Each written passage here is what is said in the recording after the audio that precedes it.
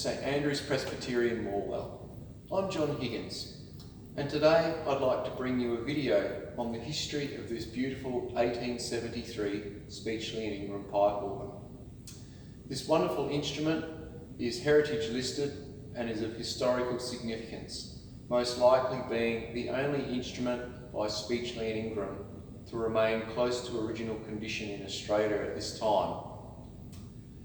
This wonderful instrument was lovingly rebuilt and restored by John Largaway and Rod Bennett of St Andrews from 1995 to 1997. A brief rundown on the history of the organ.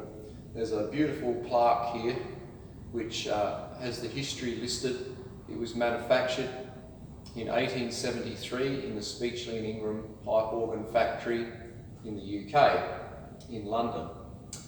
In 1873, it was shipped to Australia to the Athenaeum Hall in Melbourne. Then in 1874, it was transported to St Brighton's School, and in 1879 to St Thomas's Anglican Church in Essendon. In 1922, it was relocated again to the Methodist Church, Prince of Wales Park, Thornbury.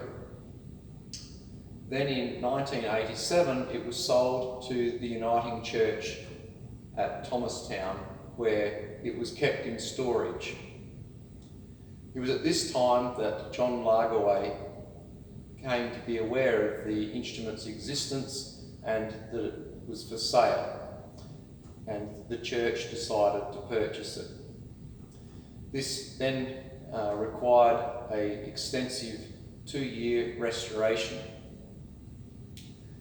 The story goes that when the truck driver saw all the crates with the pipes, pipework and the console and all of the mechanical mechanisms, he looked at it and is believed to have said, "That'll never play again." But thankfully, due to the hard work of John and Rod, we have this beautiful historic instrument available for us to enjoy.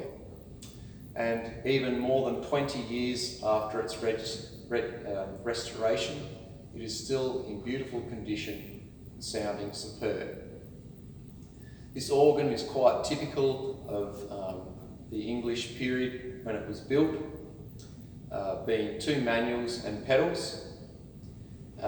You will notice some characteristic features of Speechley and Ingram's work, which shows the influence of Henry Willis. So we have the scrolled key cheeks and the rounded sharp keys.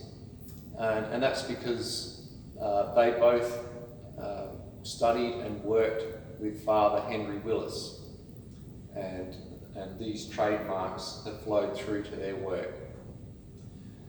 Every stop on this organ is particularly fine, and it has a unique sound of its own, and yet they blend together so perfectly. Every stop, when it is added, provides a different dimension to the sound. And while it is relatively softly voiced instrument, it is very clear and does a wonderful job at leading the singing and providing an instrument where we can play some of the classical repertoire for organ solo. So that's a brief rundown on the history. Keep an eye out. I'm intending to post another video with photos of the restoration and some further dialogue on the history. So look out for that video coming very soon. And I'll see you again for the next segment regarding this beautiful pipe organ. Thank you, take care, bye.